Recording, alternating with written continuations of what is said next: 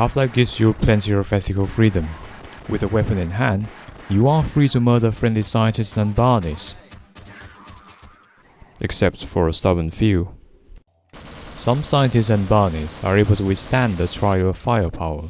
You could try to empty your weapons onto them, and it wouldn't be long before the futility becomes clear. Why do they seem impervious to damage? And how is this useful for speedrunning? As you have probably guessed, there is a way to kill them after all.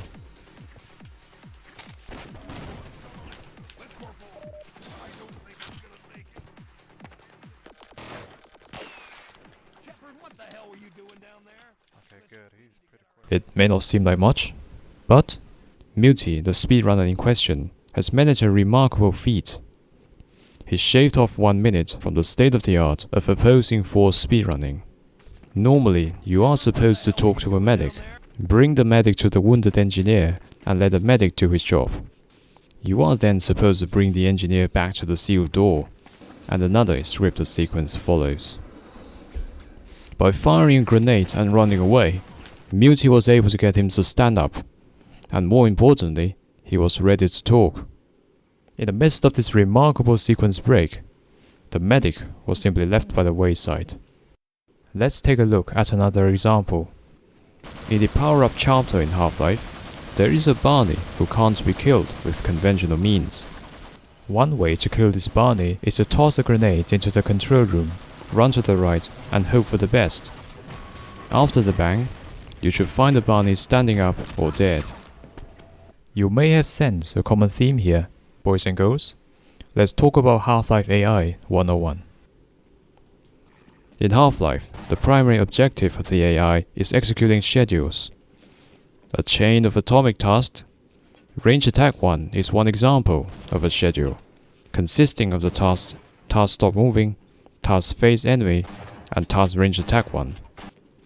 Each task is an instruction or command to control the monster or the NPC. A schedule is like a procedure or function, and a task is like an assembly instruction. So, choosing which schedule to run is the primary job of the AI, but by which criteria? The monster state is a state associated with a monster. It could be idle, alert, combat, and other lesser used ones. One of them is unlike the others, the script state. When a monster is in the script state, it acts like a mindless puppet with no free will, subject to the whims of a script. In the script state, the AI always chooses one of the very few schedules to run. Walk to script, run to script, wait for script, and face script. How does an NPC get into the script state in the first place?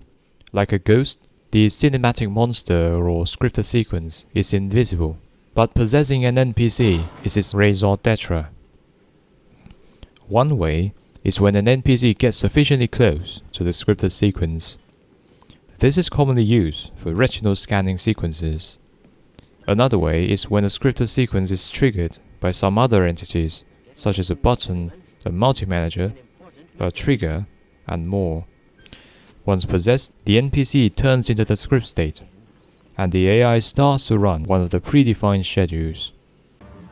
The game wouldn't be much fun if you couldn't interrupt an NPC in the middle of a schedule.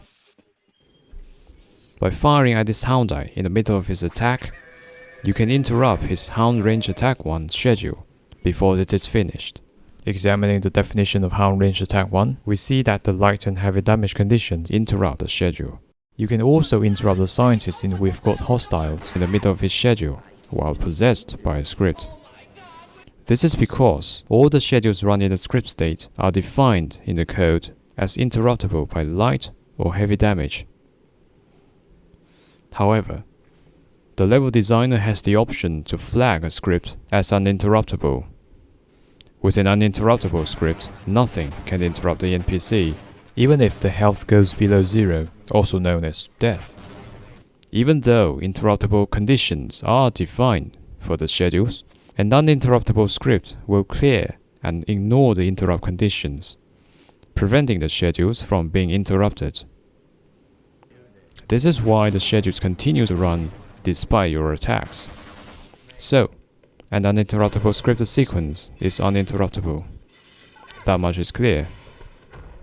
Except that is only true if the player is in the PVS of the NPC.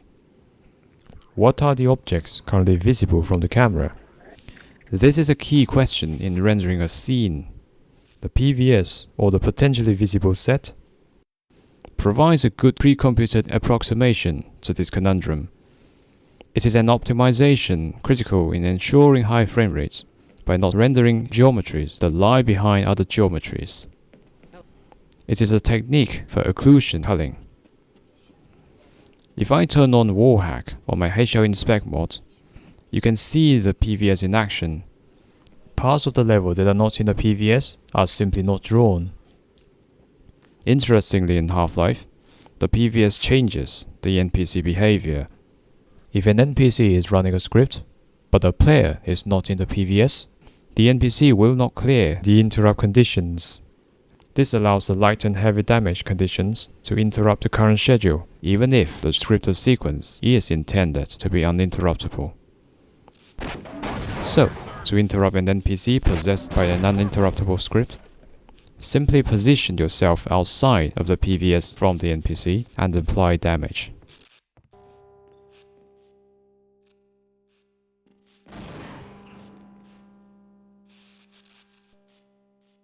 You're going to have to leave me here, Gordon.